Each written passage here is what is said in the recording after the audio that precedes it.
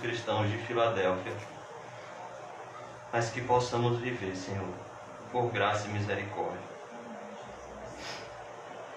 Que os verdadeiros cristãos sejam o nosso referencial, que Jesus seja o nosso referencial e não esse mundo. Em nome de Jesus. Amém. Graças a Deus. Vamos abrir Apocalipse 3, 7. Nós vamos falar sobre a igreja em Filadélfia.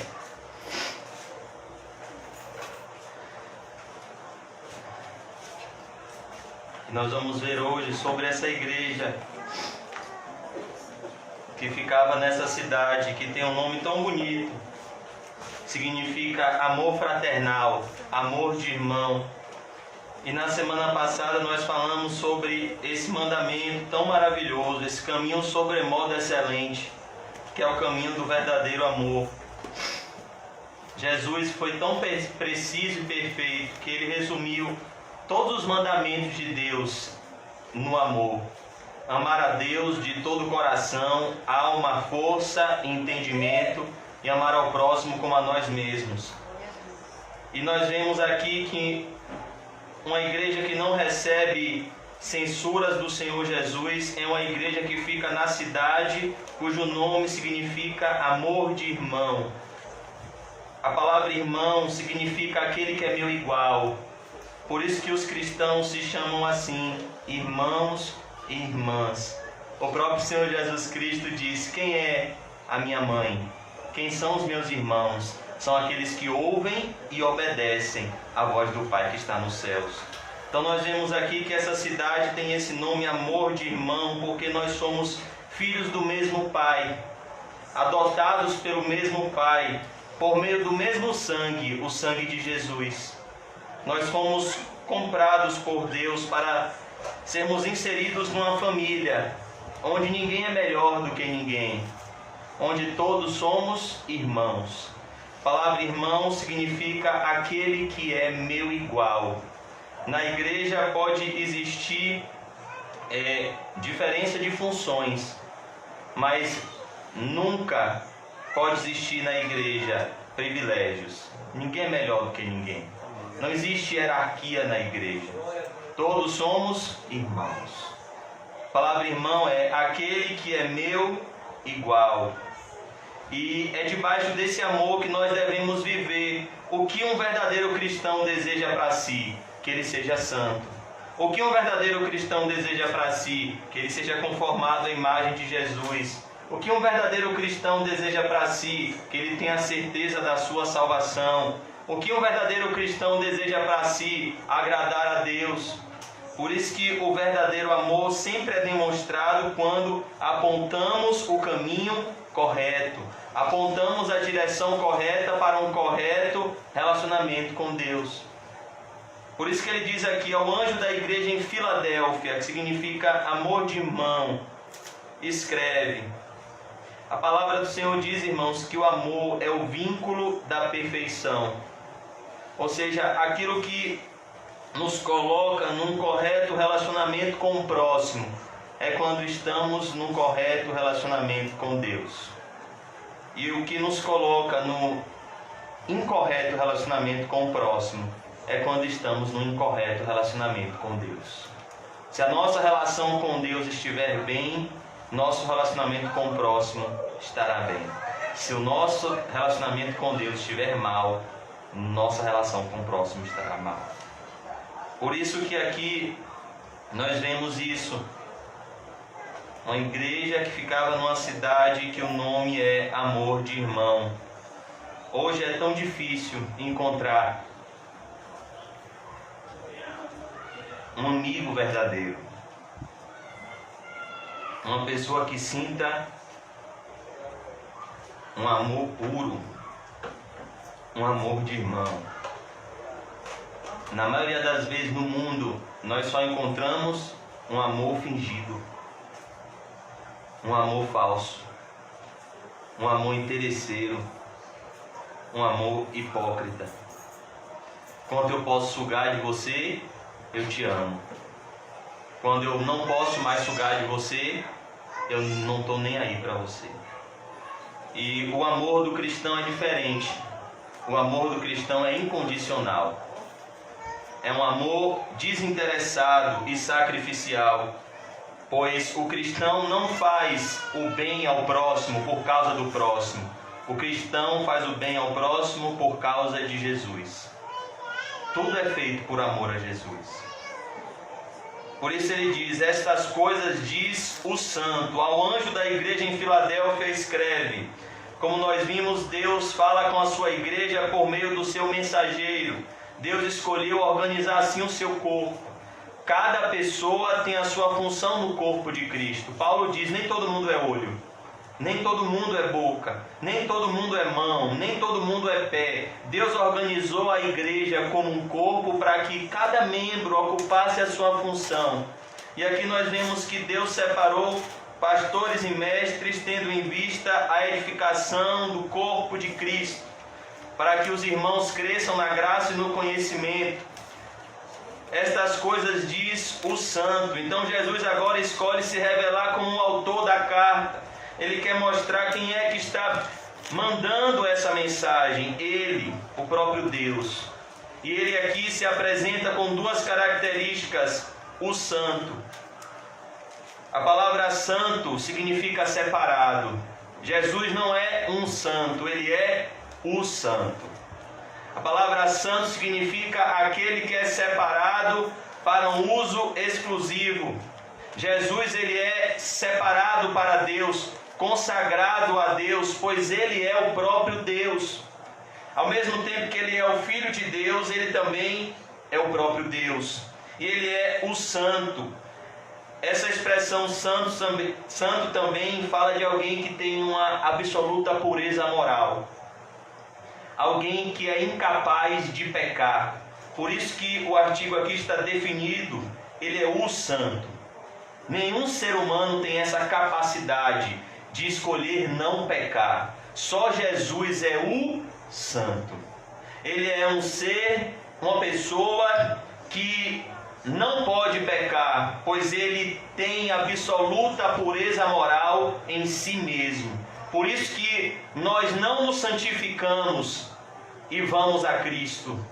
Nós vamos a Cristo e Ele nos santifica, pois não temos forças em nós mesmos para nos santificarmos.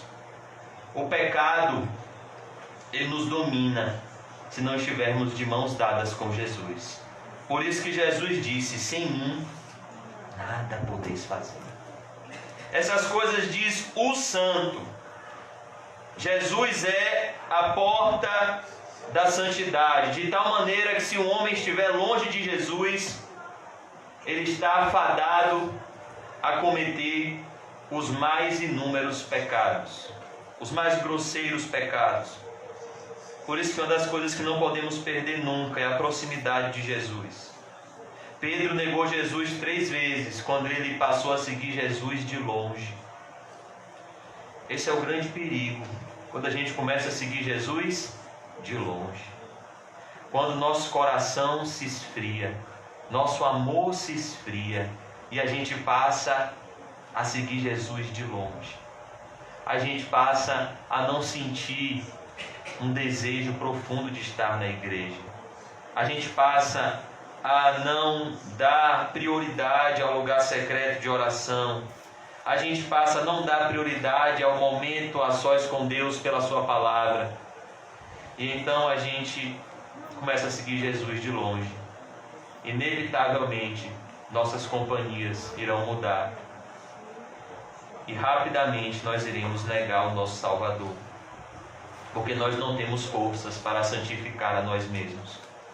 Determinado pastor do passado disse que um homem nunca descobrirá o quanto ele é mau, até que com todas as suas forças ele tente ser bom. A gente não consegue ser santo na nossa própria força. A gente só consegue ser santo se a gente estiver de mão dadas com Jesus. Por isso que a gente tem que gritar: salva-nos, Senhor. Essas coisas diz o santo. Então Jesus é o ungido de Deus, o Messias de Deus, o Salvador. Jesus é aquele que é puro, aquele que é santo. E é para Ele que a gente tem que olhar. o verdadeiro. Jesus se apresenta como aquele que é verdadeiro, como aquele que não tem falsidade, como aquele que não tem fingimento, como aquele que não falta com a verdade, sendo Ele a própria verdade, aquele que tem a chave de Davi. Essa chave fala da autoridade de Jesus sobre o seu reino, sobre a sua igreja. Ele disse: todo poder e toda autoridade me foi entregue. Eu estou com vocês todos os dias até a consumação dos séculos. Ele tem a chave de Davi, que abre, olha que coisa, e ninguém fechará, e que fecha e ninguém abrirá. O que é que Jesus está dizendo aqui, tanto do ponto de vista externo, quanto do ponto de vista interno? É Ele que abre a porta, e é Ele que fecha a porta. É Ele que abre uma porta do céu na terra, é Ele que abre a igreja, é Ele também que fecha a igreja.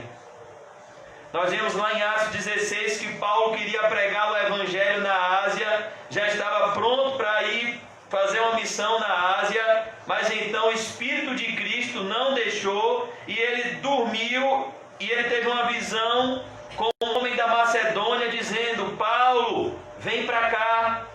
E ele viu que era Jesus chamando ele para a Macedônia. E quando ele chega na Macedônia, ele vê algo sobrenatural acontecer. Aquele que tem a chave de Davi abre a porta do coração de Lídia. E ela atende a mensagem de Paulo, crê no evangelho que Paulo prega e é salva. Ele abre a porta do ponto de vista externo, ele abre a porta do ponto de vista interno. Ele abre a porta da igreja. Ele tem a chave da igreja e as portas do inferno não prevalecerão contra ela. E ele tem a chave dos corações humanos. De tal maneira que se ele não abrir o nosso coração, ele nunca será aberto pela nossa própria força. É ele que endurece e ele quem amolece o coração dos homens. Quem endureceu o coração de Faraó? Deus. Quem amoleceu o coração de Faraó? Deus também. Por isso que Ezequiel diz: dar-vos-ei um novo coração, tirarei o coração de pedra, darei um coração de carne. É Deus, irmãos, quem tem a chave dos corações. É o Espírito Santo quem convence os pecadores. É Jesus que tem a chave de Davi, é Ele que tem autoridade na igreja. É Ele que tem o governo da igreja, é Ele que tem o domínio sobre a igreja. É Ele que abre uma igreja, é Ele que fecha uma igreja. É Ele que abre a porta do céu por um determinado momento, é Ele que fecha a porta do céu por toda a eternidade. Por isso, um dos conselhos mais sábios da Bíblia é dado pelo nosso irmão e profeta Isaías: buscai o Senhor enquanto se pode achar, invocai-o enquanto ele está perto, porque vai chegar um momento em que a porta que está escancarada vai estar fechada para sempre. Noé pregou 100 anos, a porta da arca esteve aberta, mas o dilúvio veio e a porta da arca se fechou pelo lado de fora. É o perigo, irmãos, de não valorizarmos as oportunidades. A Bíblia diz: hoje, se ouvirdes a voz do Espírito Santo, não endureçais os vossos corações. Não permita que o seu coração se endureça, porque se o seu coração se endurecer, a tendência é ele se endurecer cada vez mais. Cada passo para longe de Deus pode ser um caminho sem volta, porque se torna mais difícil o caminho de volta para casa. Por isso que nós devemos refletir aonde os nossos passos estão nos guiando. E ninguém abrirá. Olha que coisa, quando Deus abre uma porta, ninguém fecha. E quando Deus fecha, ninguém abre. Quando Deus quer condenar um pecador, ninguém pode abrir o coração desse pecador. Essa é uma verdade assustadora. Perguntaram para Jesus: Jesus, por que o Senhor ensina por parábolas? Jesus então disse: vocês lembram do profeta Isaías? Está escrito, eles vão ouvir, mas eles não vão entender. Eles vão ver, mas eles não vão enxergar. Não vão compreender com o coração para que eu os cure e os converta. Porque o próprio Deus vai cegar os olhos deles. Não é o que Paulo fala lá em 2 Tessalonicenses 2,9? Aqueles que não acolheram o amor da verdade para serem salvos, o que é que Deus vai fazer? Vai enviar o espírito do erro. Deus entrega pessoas a credos reprováveis para que elas se sintam bem nesse credo reprovável, morra e acorde no inferno. Esse é o pior juízo de Deus. É quando Deus diz para uma pessoa: eu não vou mais te corrigir.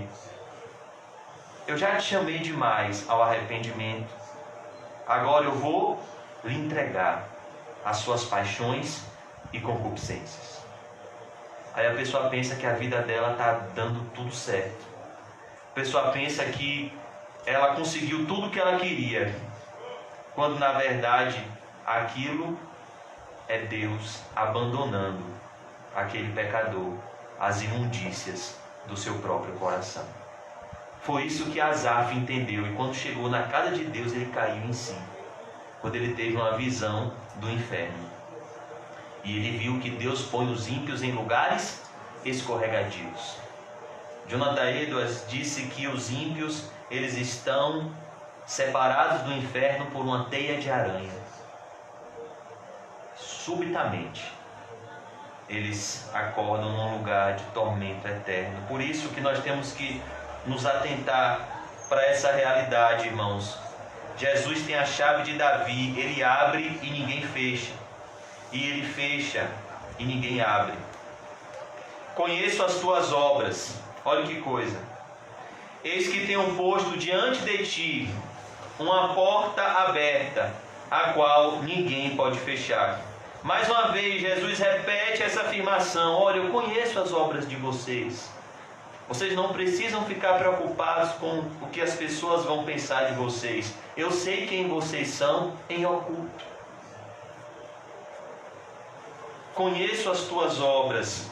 Eis que tenho posto diante de ti uma porta aberta, a qual ninguém pode fechar. Que porta é essa? Que ninguém pode fechar? A porta do céu.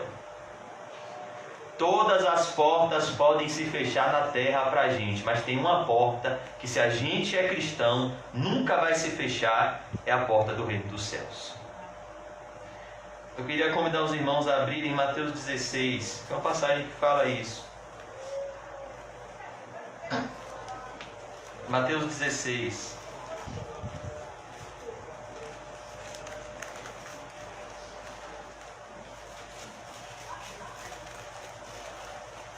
Mateus 16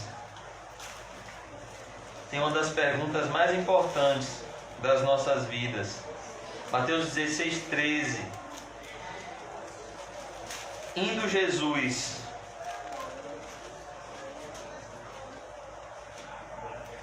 para os lados de Cesareia de Filipe, perguntou aos seus discípulos: quem diz o povo ser o Filho do Homem?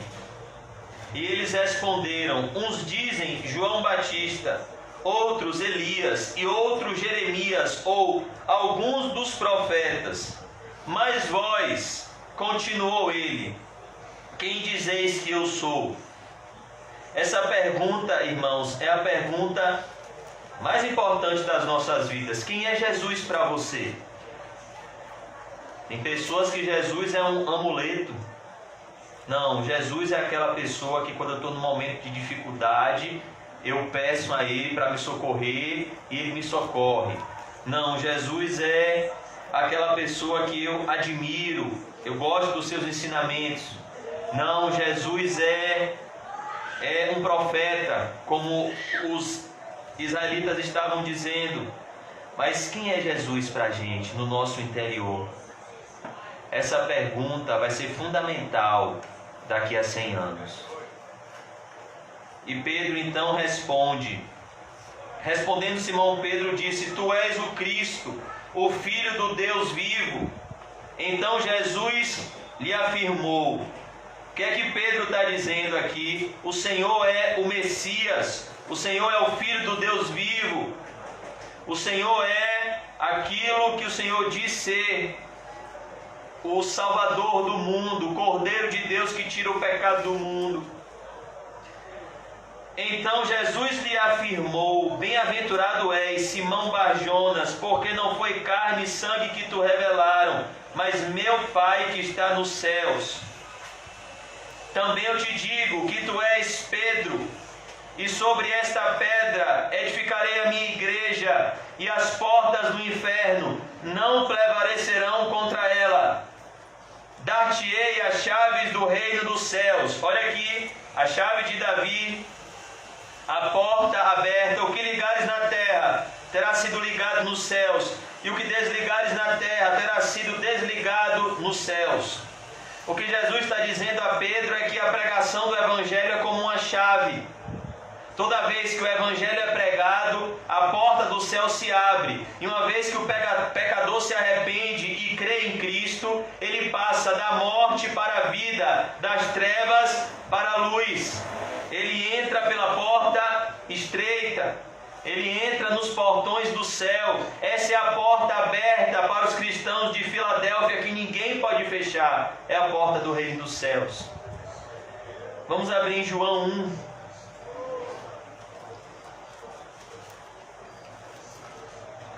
Evangelho de João, capítulo 1. Na conversão de Natanael, Jesus falou sobre essa porta.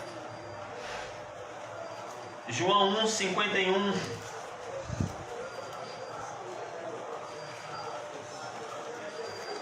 João 1,50. Ao que Jesus lhe respondeu, Jesus está respondendo a Natanael: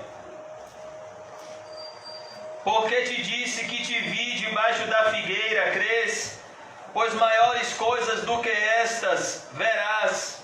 E acrescentou: em verdade vos digo, que vereis o céu aberto e os anjos de Deus subindo e descendo sobre o Filho do Homem. Essa é a porta que está aberta diante de nós.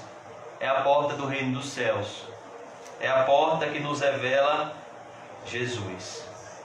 Quando nós cremos em Cristo, irmãos, e nós oramos em secreto, como Jesus disse lá em Mateus 6, a gente está conectado à sala de comando do universo. E a gente pode apresentar a Jesus tudo aquilo que está tirando a nossa paz. É essa porta que está sempre aberta para o povo de Deus. A Bíblia diz: não andeis ansiosos por motivo algum. Antes em tudo apresente diante de Deus as vossas petições com súplicas e ações de graças. Imagine se você estivesse diante de uma pessoa que pode fazer muito mais do que você pensa ou imagina em questão de segundos. Você não iria passar tempo com essa pessoa? Se você estivesse diante de uma pessoa que pode resolver todos os seus problemas em segundos. Você está com problema de peso, você pode chegar na sala dessa pessoa e ficar magro. Você está com dívida para pagar, você pode chegar na sala dessa pessoa e essa pessoa te dá um cheque com o valor da sua dívida. Você está com uma doença grave, você pode ter uma reunião com essa pessoa tocar em você e você ser curado. Você está com depressão, uma tristeza na alma, você pode ter uma reunião com essa pessoa e essa pessoa te dá a maior alegria que existe. Jesus é essa pessoa. Quando você está diante dele, irmãos, você está diante daquele que pode tudo. Mas o maior privilégio da oração não é o que Jesus pode fazer por meio da oração, porque ele faz. A oração de um justo pode muito em seus efeitos. A Bíblia diz que Elias mandou parar de chover e Deus respondeu à oração de Elias. Mas o maior privilégio da oração não é o que Deus faz, é a companhia dele. É a intimidade com ele, a gente se sentir acolhido por ele. Não é bom quando a gente se sente inseguro e a gente chega perto de uma pessoa que nos faz sentir seguros. Normalmente a gente já sentiu muito isso quando era criança. Quando a gente ia dormir no quarto do nosso pai, no quarto da nossa mãe, com medo. E a mesma coisa é com Deus, irmãos. O maior privilégio de ter a porta do céu aberta para a gente não é o que Ele pode fazer, mas é quem Ele é. Um Pai amoroso, bondoso e misericordioso. Um Pai que nos abraça mesmo quando a gente está fedendo. Ele limpa a gente, mas Ele não espera a gente tomar banho para manifestar o seu amor. Não foi assim com o filho pródigo? Ele chegou imundo, podre. O pai fez o quê? Desceu correndo, se humilhou, o abraçou e o beijou, mostrando a intensidade do amor de Deus. Por isso, irmãos, que essa porta está aberta, mas só tem uma coisa aqui. Essa porta que está aberta, ela não é larga. Essa porta que está aberta para a gente, hoje, agora, ela é estreita. Porque o nosso orgulho não pode entrar nela. Porque a nossa ambição não pode entrar nela. Porque os nossos sonhos não podem entrar nessa porta. Porque o nosso eu não pode entrar nessa porta. Porque a nossa carne não pode entrar nessa porta. Olha o que Paulo diz: jamais satisfaça as concupiscências da sua carne, porque a carne milita contra o espírito e o espírito milita contra a carne. E eles se opõem entre si. Por isso que essa porta está aberta, mas essa porta ela é estreita. Mas Jesus disse: entrai pela porta estreita. Em Lucas ele ainda diz, uma pessoa pergunta: são muitos os que serão salvos? Jesus responde: esforçai-vos.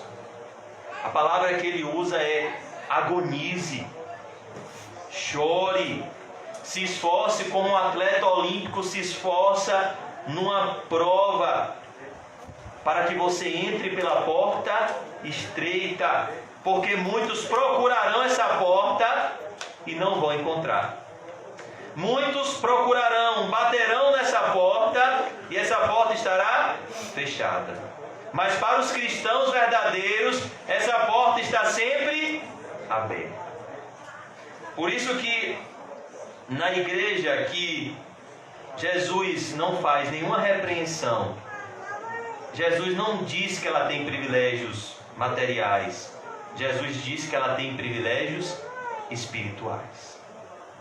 Que a Bíblia diz que nós já somos abençoados com toda sorte de bênçãos espirituais nas regiões celestiais em Cristo.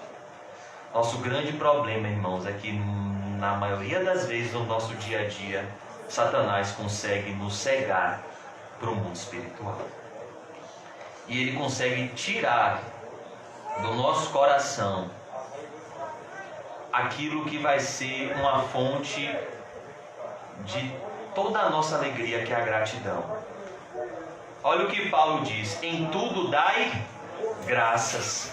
Essa é a vontade de Deus para convosco em Cristo Jesus. Qual é o motivo da gratidão? Eu era cego e agora eu vejo. Eu estava perdido e eu fui achado. Eu estava morto e eu revivi.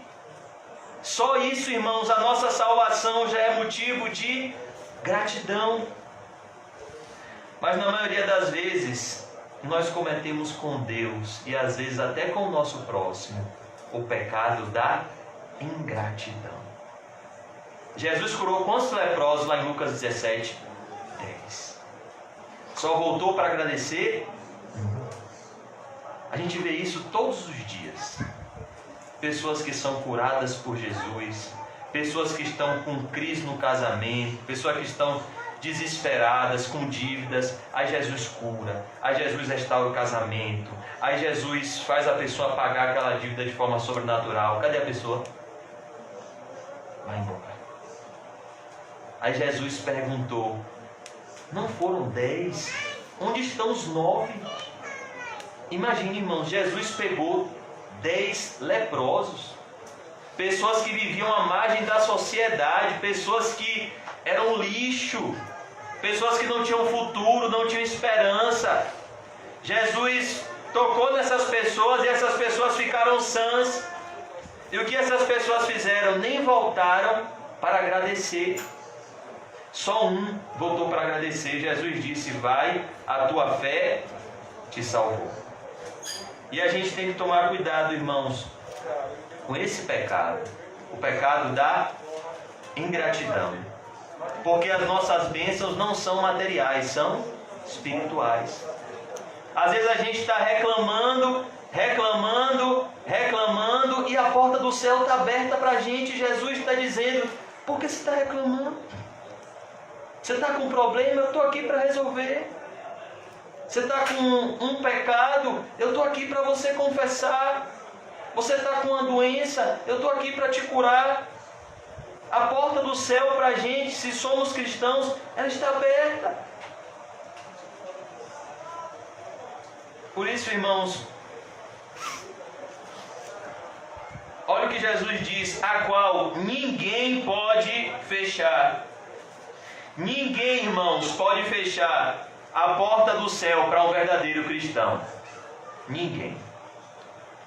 Um verdadeiro cristão, ele pode estar numa prisão como John Bunyan, e essa prisão para ele vai ser um paraíso, porque ele vai ter a porta do céu aberta para ele.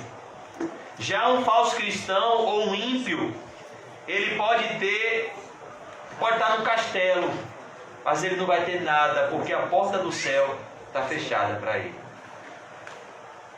Por isso que ele diz aqui que tens pouca força. Olha que coisa, irmãos. Tens pouca força. Essa é a realidade dos verdadeiros cristãos. Eles têm pouca força, porque o mundo suga as nossas forças. As pessoas sugam as nossas forças. E muitas vezes a gente se chega diante de Deus fracos, como o apóstolo Paulo, que estava pedindo a Jesus que tirasse aquele espinho da carne. Ele rogou ao Senhor 3 vezes, mas Jesus respondeu: a minha graça te basta, porque o meu poder se aperfeiçoa na sua fraqueza. Ou seja, é na nossa pouca força que o poder de Deus se manifesta. Amém. A Bíblia diz lá em Hebreus 11 que uma das características dos heróis da fé é que da fraqueza eles tiraram força. Isso é algo que é contrário à natureza, porque você tira a força de onde tem força. Mas a fé nos faz tirar força mesmo em meio às nossas fraquezas. Isso aconteceu com Davi quando ele derrotou Golias. Isso aconteceu com Sansão, quando ele, nos seus últimos instantes, caiu em si como filho pródigo e se arrependeu da loucura que ele fez durante toda a sua vida.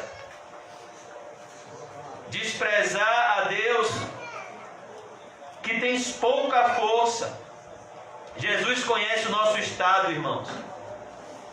Ele sabe como está o nosso interior. Entretanto, guardaste a minha palavra. Olha que coisa, irmãos, como Jesus sabe, conhece aqueles que estão sendo fiéis a Ele. Guardaste a minha palavra e não negaste o meu nome. É isso que falta hoje nas nossas vidas. Não nos falta bens materiais. Nos falta isso aqui que esses irmãos tinham: fidelidade a Jesus. Não negaste o meu nome. Às vezes a gente nega a Jesus por tão pouca coisa. Às vezes a gente julga Pedro, mas a gente nega a Cristo muito mais vezes do que Pedro. E a gente chora muito menos do que Pedro. Quando na verdade nós deveríamos chorar amargamente por negarmos o nome do Senhor. Versículo 9. Que coisa, irmãos, olhe como vale a pena ser um verdadeiro cristão. Deus está vendo tudo. A Bíblia diz: sem fé é impossível agradar a Deus, porque é necessário que aquele que se aproxima de Deus creia que Deus existe. Deus é real. Deus existe, Ele está vendo tudo que a gente está fazendo, tudo que está se passando na nossa mente, Ele está vendo as intenções do nosso coração. Então vale a pena ser fiel a Ele. Eis que farei que alguns dos que são da sinagoga de Satanás... Olha que coisa, irmãos.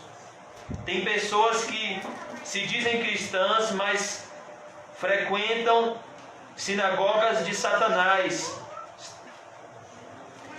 Como nós vimos ontem, aqueles magos do Oriente que estavam buscando Jesus no palácio de Herodes. Jesus não estava lá. Lá tinha um homem perverso. Muitas pessoas estão buscando supostamente a Deus em lugares onde a palavra de Deus não é pregada, em sinagogas de Satanás. Olha que coisa forte. Tem lugares que se apresentam como igreja, tem placa de igreja, tem a Bíblia, tem um homem pregando no púlpito, mas são sinagogas de Satanás. É Satanás que está reinando naquele lugar. Onde existe a prática do pecado, onde existe heresia, Satanás está deitando e rolando, está dando risada. Desses que a si mesmos se declaram judeus, olha que coisa, e não são, mas mentem. Olha que coisa, Jesus sabe que é mentiroso, irmão. E sabe qual é o mais assustador disso tudo? É que Jesus vai desmascarar todos os mentirosos naquele grande dia, porque Ele tem olhos como chamas de fogo. Em Mateus 7, 23, esse é o versículo para mim mais assustador da Bíblia. Quando todos os mentirosos se aproximarem de Jesus, Jesus vai dizer: apartai-vos de mim, eu nunca vos conheci, vocês que praticam a iniquidade. Vocês diziam que me conheciam, mas vocês viviam na prática deliberada do pecado, vocês não me conhecem. Por isso que ele diz aqui: e não são, mas mentem. Olha que coisa. Tem pessoas, irmãos, que se apresentam como cristãs, mas não são. Elas mentem. E a pior mentira é a que procede de um religioso. A piedade fingida é a pior das iniquidades. Por isso que Jesus vai dizer na próxima igreja: por que você não é frio? Por que você não é quente? Mas por que você é morno? Eu vou te vomitar da minha boca. Por que você não tira a máscara e mostra que é ímpio? Ou por que você não então vira um cristão de verdade, de todo o coração? Mas a pior das maldades é a que vem disfarçada de piedade. Foi o que aconteceu com Jesus. Quem matou Jesus? Foi a malandragem de Israel? Já existia a malandragem naquela época. Foram os bandidos de Israel que orquestraram a morte de Cristo? Os salteadores? Não. Os fariseus, por inveja. Pessoas que tinham a santidade aparente, tinham zelo pela lei de Moisés. Mas Jesus disse isso aqui deles: eles eram mentirosos.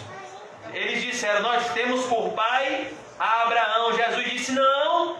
Se vocês tivessem por pai a Abraão, vocês imitariam as obras de Abraão. Abraão viu o meu dia e se alegrou. Vocês são filhos do diabo. O diabo foi homicida desde o princípio. Ele é mentiroso e jamais se firmou na verdade. Mas mentem. Olha que coisa, irmãos. Tem pessoas que dizem que são cristãs, mas mentem. Isso é assustador. Nós vimos ontem também lá em Mateus 2, perigo da dissimulação. Cadê o rei dos judeus para eu adorá-lo? Herodes queria adorar Jesus? Não. Ele queria saber onde Jesus estava para matar Jesus. Mas ele dissimula. A Bíblia diz que Satanás se traveste de anjo de luz. que os seus ministros se travestem de ministros de justiça. Um falso cristão é a criatura mais perigosa do mundo, porque ele conquista a sua mente. Um falso cristão, ele faz de tudo para conquistar a sua confiança, para na hora certa ele dar o bote mais certeiro possível, como foi com Judas. Judas conseguiu dissimular ali até o momento em que ele deu o bote mais doloroso no nosso Senhor e Salvador Jesus Cristo. Mas o fato de existirem falsos cristãos, como a gente está vendo aqui, e a gente tem que tomar cuidado, porque a Bíblia diz: analise o homem a si mesmo. Eu tenho que julgar se eu sou um falso cristão ou não. Só Deus sabe aqueles que são seus. Mas o fato de existirem falsos cristãos não é motivo da gente ficar desconfiando das pessoas. Nós devemos sempre acreditar que todos aqueles que se aproximam da igreja se aproximam em sinceridade, porque nós não temos a capacidade de enxergar o coração. O que acontece muitas vezes é que a gente toma uma pancada, toma outra pancada, aí quando chega uma pessoa a gente já julga que vai ser a mesma coisa. E é por isso que a gente não pode deixar que o nosso amor se esfrie. A gente não pode deixar que as decepções do passado mudem o nosso amor a Cristo e ao próximo no presente. Eis que os farei vir e prostrar-se aos teus pés e conhecer que eu te amei. Olha que coisa. Aos que me honram, Samuel disse, aos que me honram eu honrarei, e aos que me desprezam eu os desprezarei. Aqui Jesus está dizendo que pessoas, irmãos, que são do falso evangelho, pessoas que se dizem cristãs e não são, vai chegar uma hora que elas vão reconhecer Cristo na vida de verdadeiros cristãos. Elas vão ver que Cristo ama aquela pessoa através da integridade dessa pessoa em meio a momentos difíceis. Você quer conhecer um verdadeiro cristão? Basta você ver como ele vai se comportar em um momento onde a vida dele estiver em perigo. Nessa hora, irmãos, a fé falsa some. No leito de morte, a fé falsa some. A fé verdadeira permanece. Porque todo aquele que tentar salvar a sua vida, perdê-la-á. Mas aquele que perder a sua vida por amor de mim, do Evangelho, achá-la. Por isso que nós vemos aqui que existem pessoas, olha que coisa, que estão no engano, que hoje nos perseguem, que amanhã podem ver Cristo nas nossas vidas se permanecermos fiéis. Por isso que nós devemos amar os nossos inimigos, orar pelos que nos perseguem. Porque o inimigo de hoje pode ser o melhor amigo de amanhã. E o melhor amigo de hoje pode ser o pior inimigo de amanhã. Isso pode acontecer. Uma pessoa que está dizendo que hoje estou com você porque deve amanhã pode passar por você nem olhar na sua cara. E uma pessoa que hoje pode estar com ódio mortal de você, amanhã pode ser seu maior aliado. Que é isso que a graça de Deus faz. A graça de Deus fez Paulo se tornar o maior aliado da igreja. Eu trabalhei mais do que todos, não eu, a graça de Deus que esteve comigo. Do maior inimigo ao maior aliado. Foi o maior plantador de igrejas. O maior evangelista que o mundo já conheceu. Por isso que a gente tem que perseverar no primeiro amor. Não deixar que nada esfrie nosso amor por Deus e pelo próximo. Porque nossa luta não é contra carne e sangue. A pessoa que nos feriu, muitas vezes ela nem sabe que ela nos feriu, porque não foi ela, é quem estava usando ela. E o que a gente tem que fazer? Ter misericórdia, perdoar. A gente tem que lutar contra aquele demônio que está usando aquela pessoa, e não contra a pessoa em si. Porque guardaste a palavra da minha perseverança, também eu te guardarei da hora da provação que há de vir sobre o mundo inteiro. Olha que coisa, irmãos. O que Jesus está dizendo aqui é que quando a gente honra Ele, Ele nos honra em momentos adversos. Poucas pessoas na Bíblia honraram a Deus como Elias. Mas também poucas pessoas na Bíblia foram honradas por Deus como Elias. Imagine, Elias foi guardado até da morte. Nem essa experiência, que é tão difícil, né? A gente pensar na morte. Meu Deus, como é que vai ser meu leito de morte? Vai ser no hospital? Vai ser numa tribo indígena? Vai ser pregando o evangelho? Vai ser de tiro? Vai ser de acidente de carro? Elias nem viu a morte, porque Jesus guardou ele dessa provação. Por isso, irmãos, que aqueles que honram a Deus serão honrados por Ele, para experimentar os que habitam sobre a terra.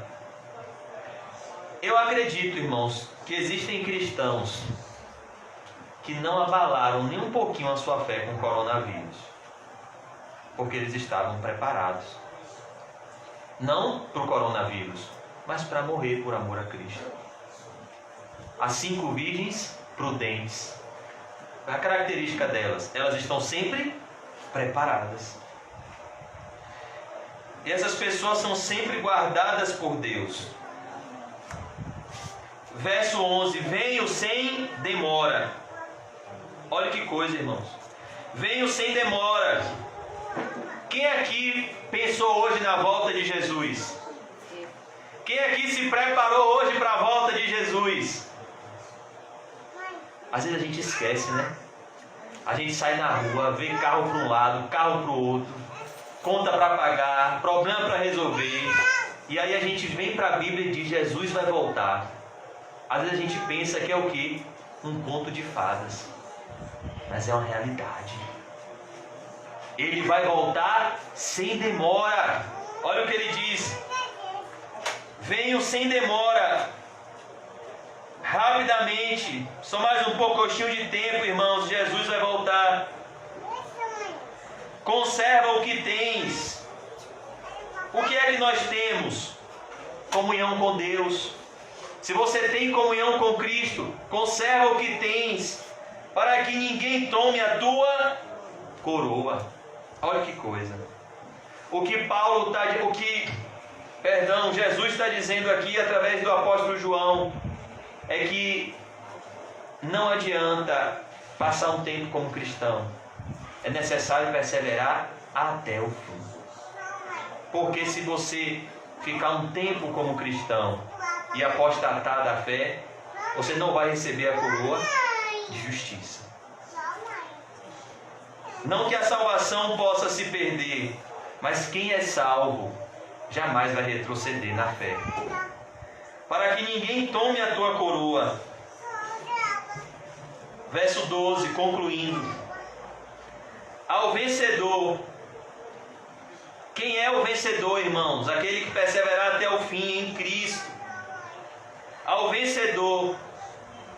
Falo-ei coluna no santuário do meu Deus. Que coluna é essa na presença de Deus? Essa coluna aqui fala de estabilidade. Essa coluna aqui fala de firmeza, de um lugar sólido que a gente nunca vai sair. Falo-ei coluna no santuário do meu Deus, e daí jamais sairá. Aquele que chega no céu, ele chega no céu de uma forma segura. Ele nunca mais vai sair do céu. Ele tem um firme alicerce que é Cristo. Gravarei também sobre ele o nome do meu Deus. o nome da cidade do meu Deus, a nova Jerusalém, que desce do céu, vinda da parte do meu Deus, e o meu novo nome. Olha que coisa, irmãos. A promessa de Jesus para a igreja de Filadélfia é o céu, é a cidade santa, é uma eternidade de comunhão com Cristo, um lugar onde a gente vai ter um alicerce seguro, a casa do Pai, onde há muitas moradas. A nova Jerusalém, vinda da parte do meu Deus, e o meu novo nome. A Bíblia diz que Deus vai enxugar dos nossos olhos toda lágrima, e tudo vai ser feito novo. É lá que deve estar a nossa esperança e a nossa fé, porque se esperarmos de Cristo somente nessa vida, somos os mais miseráveis de todos os homens. Um pastor do passado disse: antes de Deus mandar um homem para o céu, Ele manda o seu coração para lá. Quem tem ouvidos, ouça o que o Espírito diz às igrejas. Amém, irmãos? Amém. Todo mundo aqui tem ouvido para ouvir? Amém. O que é que Jesus quis dizer à igreja de Filadélfia, irmãos? Sejam fiéis, arrependam-se, sejam fiéis a Cristo, honrem a Deus, e você vai ver de forma sobrenatural que Ele vai te honrar, não só no céu, Ele vai te honrar aqui na terra também. Servir a Deus não é algo excelente, não só lá na glória. Servir a Deus é algo excelente aqui na terra também.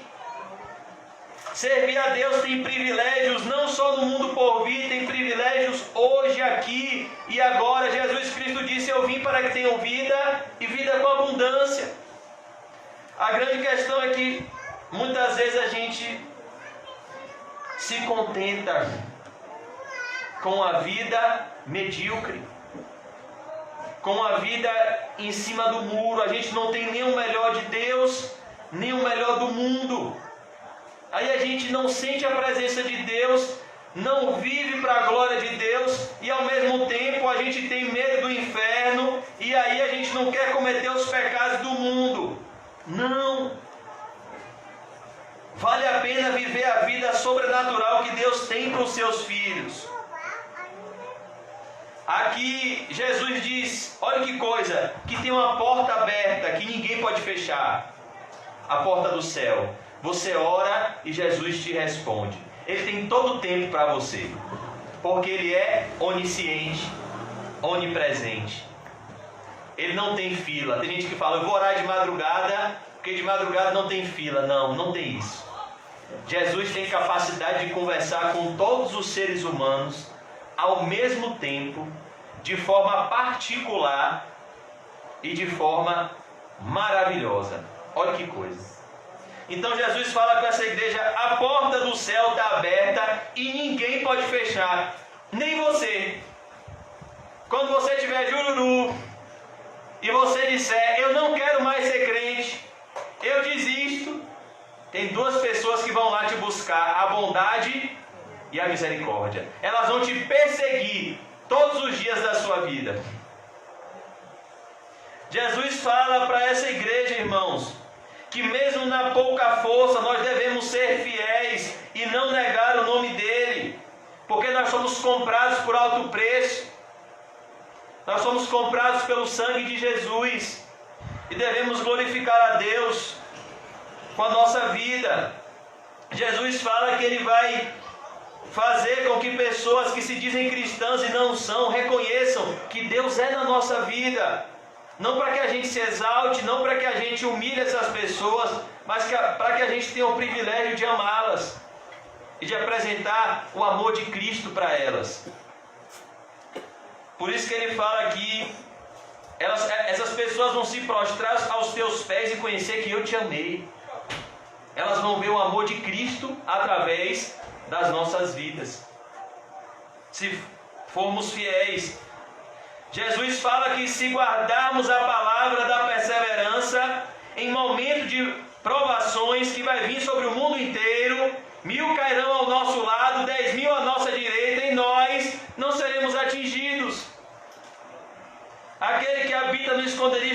Altíssimo, à sombra do Onipotente descansará.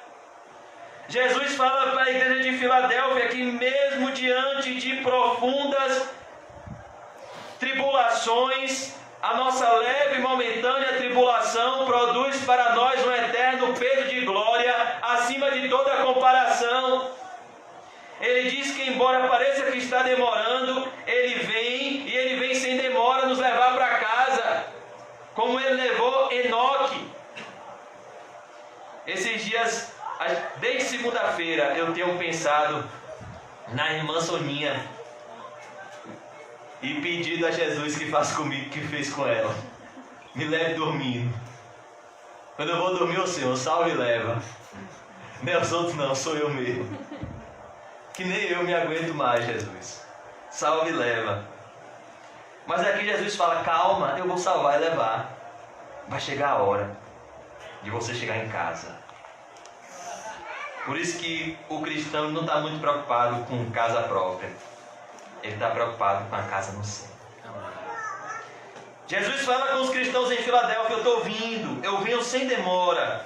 Mas ele diz, conserva o que tens. Conserve sua integridade, conserve a sua fidelidade, para que ninguém tome a tua coroa, para que ninguém tome aquilo que vai te dar a verdadeira vitória, a vitória que vence o mundo, que é a nossa fé, para que ninguém roube a fé que de uma vez por todas foi dada aos santos. Não é o que Judas diz? Eu queria falar com vocês sobre a salvação, mas o Espírito Santo me compeliu a falar com vocês para que vocês batalhem diligentemente pela defesa da fé que de uma vez por todas foi dada aos santos. E Jesus diz à igreja de Filadélfia que aquele que vencer, aquele que perseverar, aquele que vencer, aquele que for fiel a Cristo, olha que coisa maravilhosa, ele será uma coluna no santuário de Deus. Ele terá firmeza na presença de Deus. Ele não será jamais abalado.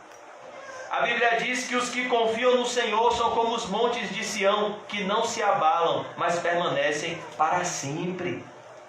Quem chega no céu está seguro para sempre. No céu a gente pode parar de vigiar e orar. Aqui não.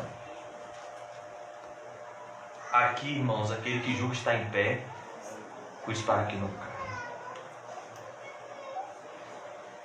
E daí jamais sairá. Gravarei também sobre ele o nome do meu Deus, o nome da cidade do meu Deus. Olha que coisa. Ele vai ter uma plena comunhão com Deus. Ele vai conhecer a cidade de Deus, a nova Jerusalém, que desce do céu, vinda da parte de Deus, e o meu novo nome. Quem chegar no céu vai conhecer Cristo de forma plena. Não só aquele rabino que às vezes a gente vê em filmes, né? Paixão de Cristo. A gente tem deslumbres dele, mas vai conhecer a Cristo como ele é, em sua totalidade. Promessa de Jesus para o ladrão da cruz: ainda hoje estarás comigo no paraíso. Você vai ver, não meu rosto ensanguentado com a coroa de espinhos, você vai ver meu rosto glorificado. Você vai ver uma nova pessoa, que na verdade é a mesma pessoa em um novo estado de glorificação. É o que vai acontecer com a gente. Esse corpo corruptível vai ser revestido de incorruptibilidade. Esse corpo mortal vai ser revestido de imortalidade. E a gente não vai morrer, porque Jesus venceu a morte na cruz do Calvário. Quem tem ouvidos, ouça o que o Espírito diz às igrejas. O que é que a gente aprende, irmãos, com os cristãos em Filadélfia? Que a gente não precisa de dinheiro, que a gente não precisa de riqueza. O mundo vai tentar te convencer que você precisa de muitas coisas, mas você só precisa de uma coisa: comunhão com Deus. Buscai, pois, em primeiro lugar o reino de Deus e a sua justiça, e todas estas coisas vos serão acrescentadas. Eu queria concluir hoje com a frase de Spurgeon: se formos fracos em nossa comunhão com Deus, seremos fracos em tudo. Vamos orar.